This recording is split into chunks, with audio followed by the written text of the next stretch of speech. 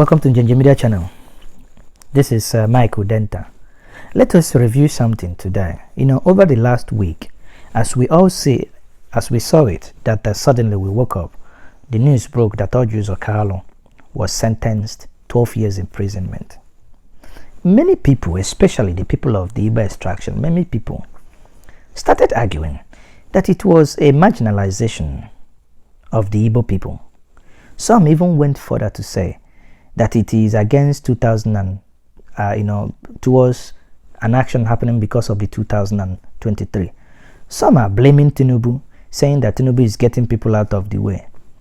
Some of these things that we read on trending stories will basically make one to feel so disgusted in the same in ways and manners some of us reason. Now the question that we here want to discuss at Njenje Media is, how do you describe a situation where someone from a particular region, especially the old eastern region, that is crying of marginalization, the same people will start churning out all manner of conspiracy theories.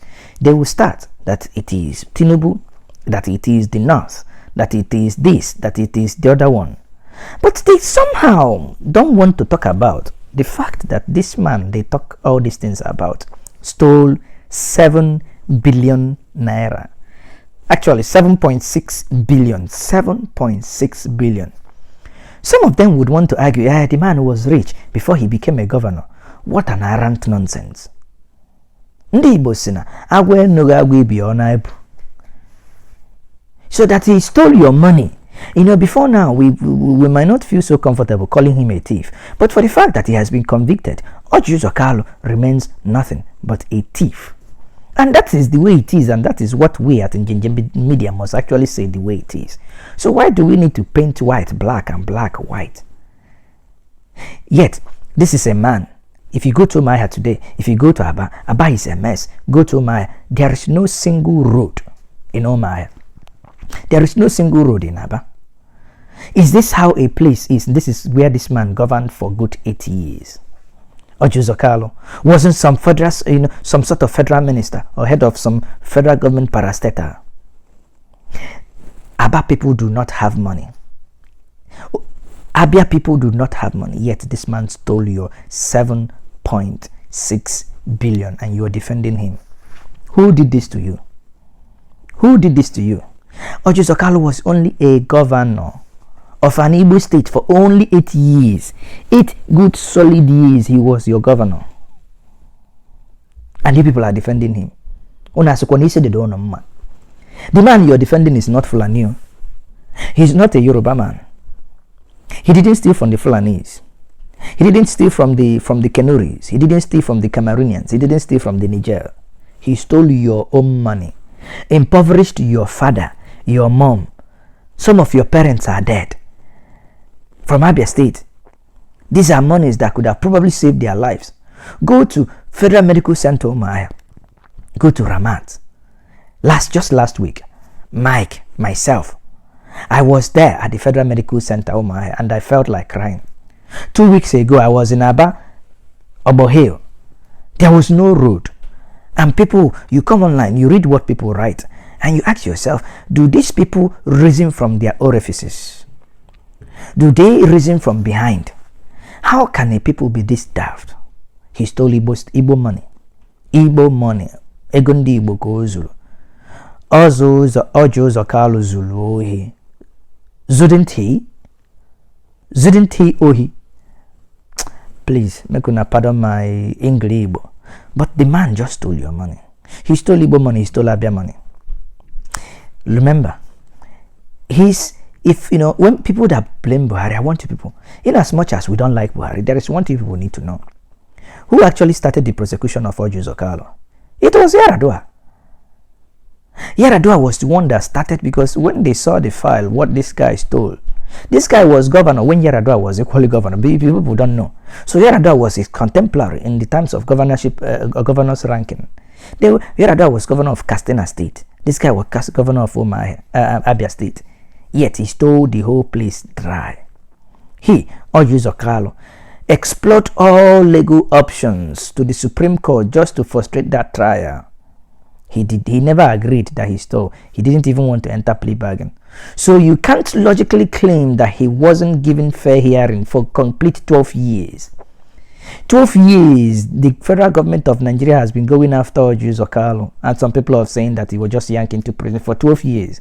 I saw a video by Wazirike saying that he is so sad that Orji Uzor Kalu, blah, blah, blah, that he, trying to say it's an ethnic, listen. I said, listen, please. We at Njenje Media can defend anybody. So, we are not defending anyone. But again, it must be noted that this guy stole Abia people's money. He stole their money. A state that received mega resources. Yes, I know they receive a 13% derivation, but yet, he stole the money. He didn't steal from Castina or Kenuri or any other person. Okay? Let us please put this on record. Just for the purposes of record. Igbo marginalization is alive. That's what we know. Let no one say that we are denying about Igbo marginalization. No, that exists. Only a man who is fully dishonest will attempt to deny this. But the issue remains. Orji Uzor Kalu was not started by Buhari. The Orji Uzor Kalu trials was not started by Buhari. And it has nothing to do about 2023. Everything remains that this man stole Abia State money.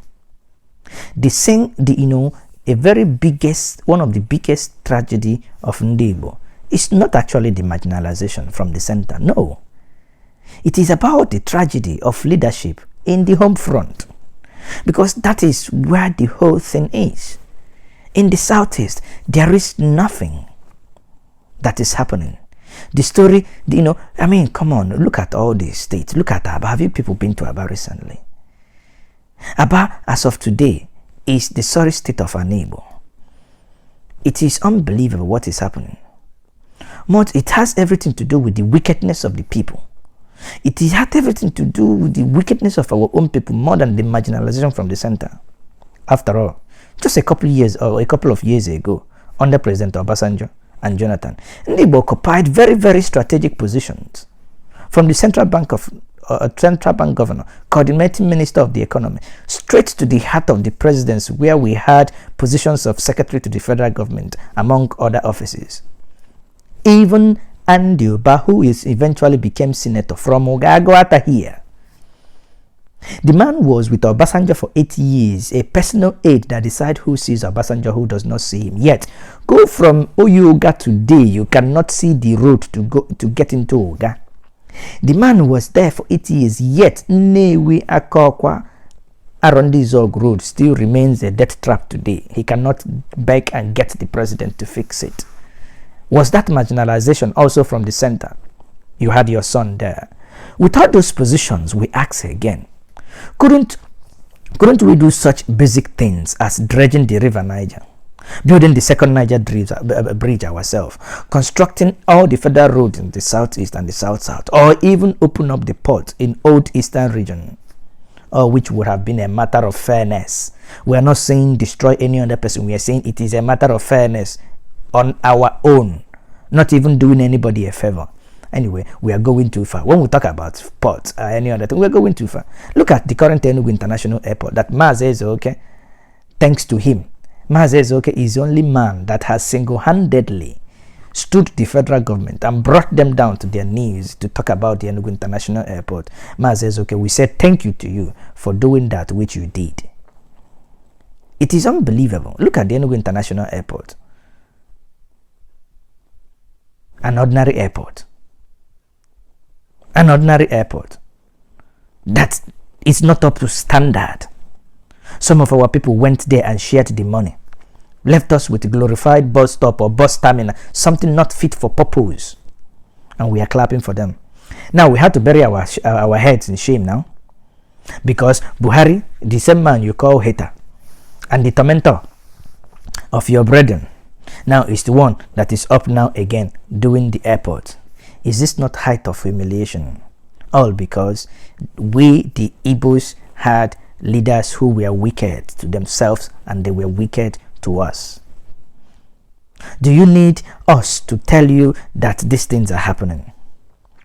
Even as fundamentally unfair as Buhari has been to Ndi-Igbo, he never, ever withheld 1 month allocation to any Igbo state. So, do we want to learn? Do we want to separate issues? If we are taken seriously as a people, we have to separate these things. Know the problem, because we know, and there are problems caused by Buhari, and the one caused by our politicians, and we mustn't mix the two. The ones caused by our politicians are the ones killing us. Those of you ridiculing our quest for justice and equity with foolish solidarity for in-house enemy must cease and desist from doing this rubbish you're doing. Orji Uzor Kalu remains a thief, a common criminal, a thief he is. By the virtue of the pronouncement of the court, we can say it loud and clear: Orji Uzor Kalu is a thief. President Buhari, being a die-hard in the wood ethno-religious irredentist, has taken some containment plan to a dangerous level, both in politics and economics. Yes, that we know, and we're not defending it. However, the thief at home is worse than whatever the president is doing. We must learn to distinguish between being unfairly treated and targeted in Nigeria and when we are hurting ourselves and we are being blind, gifted with the penalty of ignorable deeds. Was Orji Uzor Kalu innocent of what he was convicted of? Ask yourself that question. No. The worst part is, and that is what hurts Njenje Media the more, this money and the forfeiture that actually happened, that money is going to the federal government. Then we ask once more, do you know why that money is going to the federal government? Because the state never said they lost any money. They never participated in the prosecution. So there is no way that money will still go back to the state. And tomorrow you will say, Buhari hates you, that he's taking state money. Whereas the states, Abia State for instance, didn't present one paper saying that they lost money. Yet that was still Abia money they stole. So federal government was able to prove that. So federal government can keep the money. But we will once more write Mazi Ezeoka and beg him to intervene the way he has intervened in Enugu Airport. That these things, Abia State money must not go to federal government. We hope that he can start an advocacy again, because he's very good at that. To see that these things are the things that are accruable to Igbo comes back to them at the appropriate time. While we are talking, in Enugu State, Chimaroke Nnamani has equally, the same thing happening in Abia State has happened. Chimaroke Nnamani had actually lost some assets to the federal government. That is we know it is judicial robbery. One thing that should never have been allowed to stand, the fact that lawyers all kept quiet when this broad day robbery was done against the Enugu in Chinamaroke trial. And again, we would not blame the federal government here at Njenje Media, because Enugu people, all the thieves governed Enugu, none of them presented papers showing that money was missing. So if you never complained that money was missing, which money are they going to give you back? You see where we are hurting ourselves. Yet we'll go back and complain to say the federal government doesn't like us.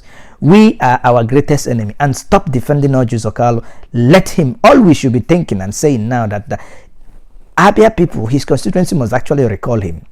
I hope you people are aware that as he is now in prison, he's still being paid salary, and that is the injustice that we must all fight. Once more, this is Njenje Media TV.